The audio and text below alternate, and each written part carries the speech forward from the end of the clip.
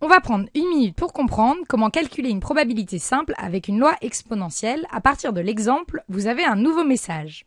C'est parti. Iman et Gauthier s'envoient des mails régulièrement. Le temps t, en minutes, qu'il met à lui répondre suit une loi exponentielle. Une loi exponentielle, c'est défini par quoi? Par son paramètre lambda, qui vaut 0,05 dans ce cas. Avant de se jeter dans les calculs, on va d'abord traduire les 3 questions de l'énoncé en termes de probabilité, et ensuite on n'aura plus qu'à calculer ces probabilités à l'aide du cours. On nous demande combien de temps Iman doit attendre en moyenne. En moyenne, ça doit faire tilt, on cherche l'espérance de la variable t.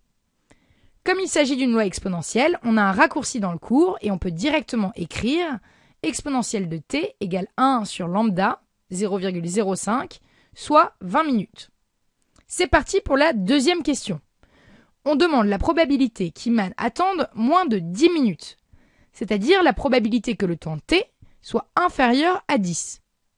Comme on a une loi exponentielle, le cours nous donne là encore un raccourci et on peut écrire directement p de t inférieur à 10 égale 1 moins exponentielle de moins 10 fois 0,05 qui vaut exponentielle de moins 0,5 et le tout nous donne 0,39.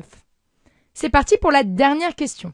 On demande la probabilité que Gauthier ne réponde pas avant 1 heure, c'est-à-dire qu'Iman attende au moins 60 minutes, ou encore la probabilité que le temps t soit supérieur à 60. Décidément, la loi exponentielle est vraiment géniale, même pour t supérieur à, le cours nous donne un raccourci. On écrit directement p de t supérieur à 60 égale exponentielle de moins 60 fois 0,05, soit exponentielle de moins 3 ou encore 0,05.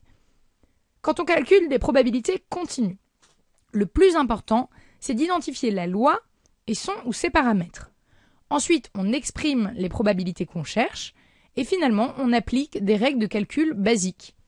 Pour la loi exponentielle, le cours nous donne des raccourcis dans chacun des cas. Si cette vidéo t'a plu, rejoins-nous sur 1minutepourcomprendre.org ou notre page Facebook.